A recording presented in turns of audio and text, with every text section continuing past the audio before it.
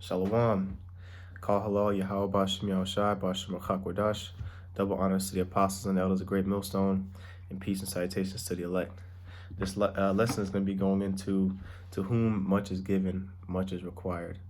We know that we're blessed to have this knowledge in these last days, and we ought to be not only grateful but showing our gratitude by pushing the message as we've been commanded. So I'm gonna get a couple of precepts, Lord willing, that's edifying. I'm gonna start here in Luke chapter 12, verse 47. It says, "And that servant which knew his Lord's will, and prepared not himself, neither did according to his will, shall be beaten with many stripes. But he that knew not, and did commit things worthy of stripes, shall be beaten with few stripes. For unto whomsoever much is given, of him shall be much required.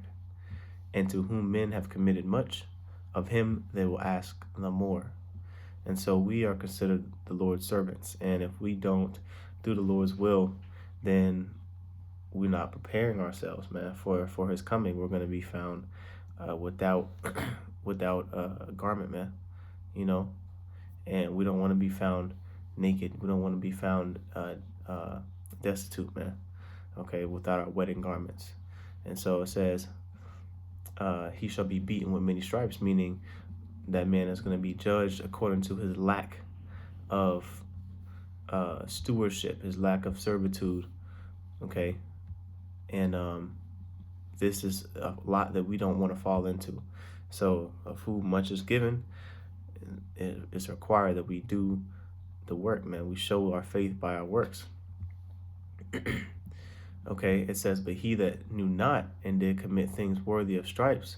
So he that didn't know the truth, and he that doesn't know what's going on and understand the prophecies like how we understand them, he's committing things worthy of stripes, but he shall be beaten with few stripes. He's going to be chastised less than a man that knew better. It says, "For unto whomsoever much is given, of him shall much be required," man. And so, it's pretty self-explanatory when you look at it, but it is something to harp on, because it's good. We're entering into the days where a man is going to be judged by his works, And so, let me see here. All right, let's get this in Luke chapter 16 and 10. It says, "He that is faithful in that which is least is faithful also in much." So we've been given a small portion here, man. We've given a small, like the parable of the 1 talent and the 10 talents and the 5 talents. We've been given just a little bit, man. We haven't received the kingdom. He's trying us first, man. Like the scripture says, wisdom. Hold on. I believe that's in Sirach 6.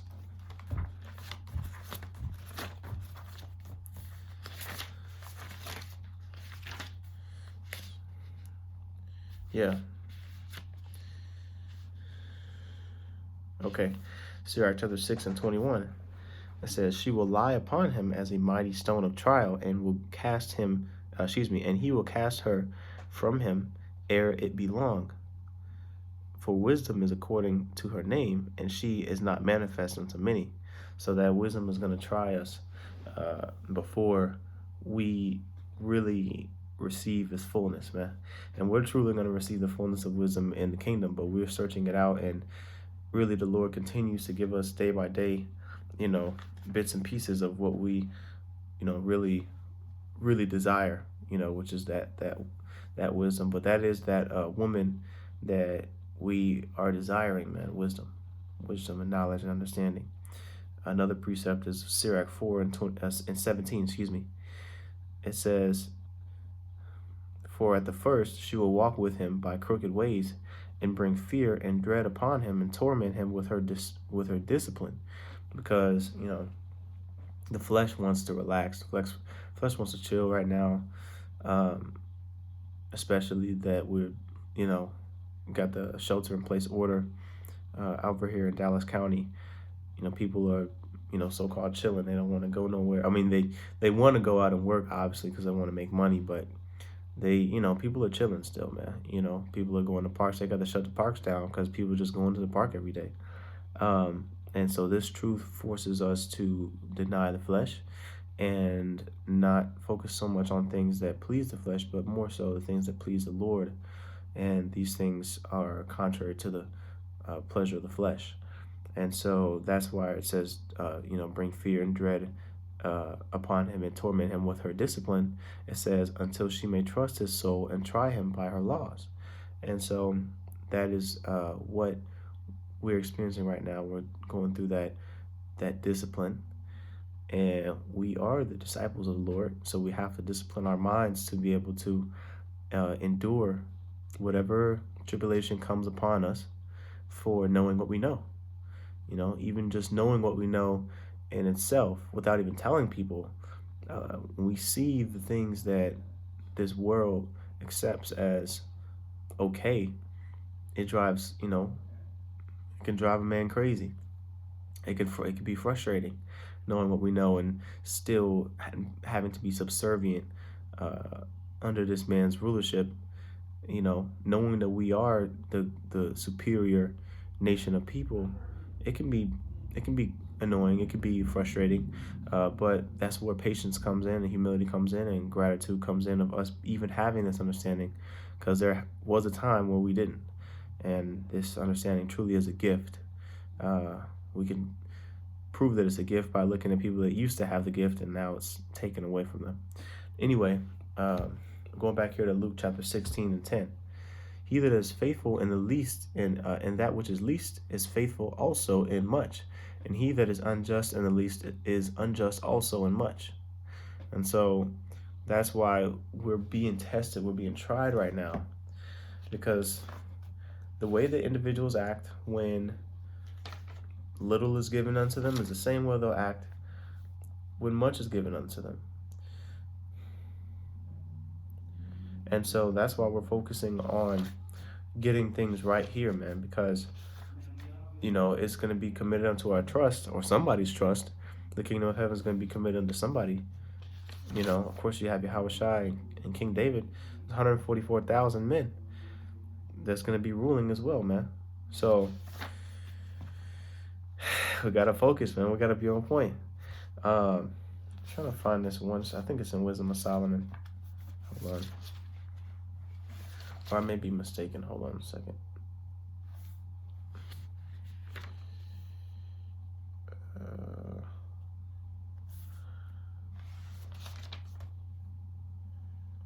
Ooh, you know what? I'm liking this one right here. It's not the one I was looking for, but this is Sirach chapter 10 and 3. It says, an unwise king destroyeth his people, but through the through the prudence of them which are in authority, the city shall be inhabited. And so an unwise king, an example of an unwise king would be, some of the Caesars that ruled Babylon the Great, this place now. Okay, we're seeing Donald Trump, which he's doing a decent job at, trying to keep this bad boy afloat. But the Lord's going to bring it down, man. As wise as he may think he is, he's not actually going to keep this ship from falling. Okay, Barack Obama brought this place down. Every year, man, every day this place is falling lower and lower, man. It's getting weaker and weaker, and we hope to see the final fall of this place come to pass in our lifetime, which we know we're in those times. Now, it says, verse 4, the power of the earth is in the hand of the Lord. So it says, and in due time he will set over it one that is profitable. So as much as right now, we're moaning for the Lord to come and redeem us, we are going to be set up to where we are going to be in rulership. Lord willing, with those men, the elect are going to be in rulership, and they're going to be profitable towards the earth. So in due time, it just takes patience, okay? But if these things are to be expected, it is going to be required of us to do what our duties is. And what is our duty? To preach the word. This is 1 Corinthians chapter 1 verse, I mean, excuse me, 1 Corinthians chapter 9 verse 17. It says, for if I do this thing willingly, what? Preach the gospel. If you look at the previous verse, he said, woe unto me if I preach not the gospel. So if I preach the gospel willingly, if I do this thing willingly, I have a reward. But if against my will, a dispensation of the gospel is committed unto me, which is basically a responsibility. That word dispensation, if you pull it up in the Greek, it's Strong's G 3622, oikonomia, which it says stewardship, management of a household or household affairs, specifically the management, oversight, administration of another's property. And we are being stewards, or we are the managers and overseers of the Lord's sheep, the Lord's flock. That's why the Lord told Yahushua, if you love me, feed my sheep and feed the flock. And so, us given this opportunity that we have with this knowledge that we have and this platform that we have to be trustworthy with it, man. And so even if we don't do it willingly, if we don't do it, as if we want to, we still have to do it. It doesn't matter if we want to do it or not. It doesn't matter if we should want to do it. But it says, but if against my will, a dispensation of the gospel is committed unto me. That's why it says, woe is unto me if I preach not the gospel, because we will be destroyed if we don't continue to preach, man. Until the Lord brings the famine of the word, which is coming, man. We can't even go on the highways and byways, man, anymore, So things are ramping up. It says, verse 18, what is my reward then? Verily, that when I preach the gospel, I may make the gospel of Mashiach without charge, and that I abuse not my power in the gospel. So we don't charge people to do the word, man. We don't, we don't have a cost, make people pay us for preaching, That word charge is Strong's G 77. Let's see here. Hold on.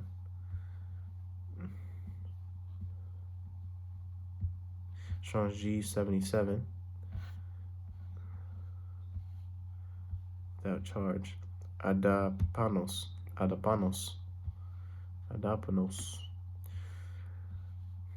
Without charge, without expense, requiring no outlay, costing nothing.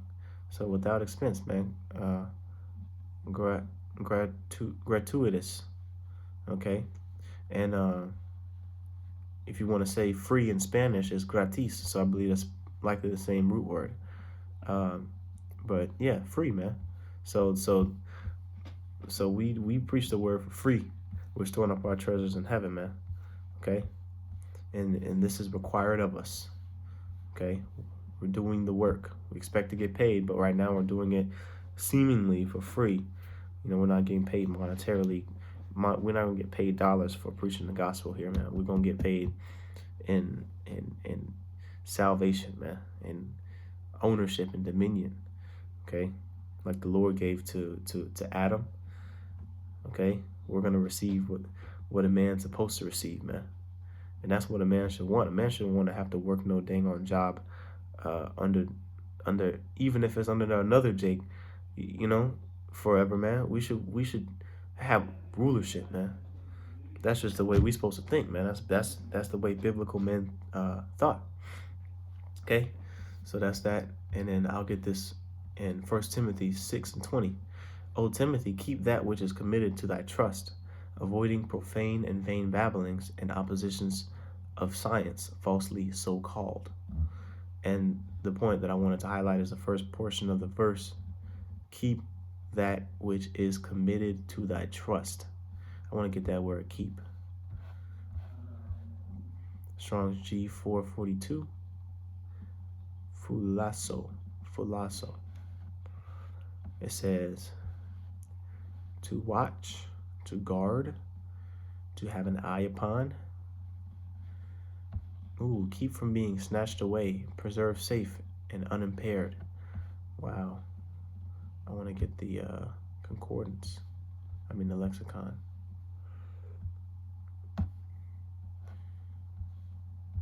Which one is that? 1 Timothy 6:20. Okay. Yep. That's the spirit. There's a lot of definitions, but that's the one that this verse applies to here. To keep from being snatched away, preserve safe and unimpaired, man. So we're keeping the flock from being snatched away to the best of our ability by telling them about these other philosophies and these other individuals who teach and preach madness and foolery, right? Avoiding profane and vain babblings, man. Telling them to avoid these people, man. You know, these people are bugged out here, man. So if they don't believe, it's on them. Lord willing, well, the believers will believe, and you know, like the scripture says, let the wicked be wicked still, filthy be filthy still. We're gonna continue to preach the word, man. Okay, and to whom much is given, much is required, man. We hope to receive much, so we got to do a lot of work. With that, I'm going to give all praises, honor, and glory to Yahweh Bashem Yahushai, Bashem Chakwadash, double honors to the apostles and elders of the great millstone. Peace and salutations to the elect. Shalom.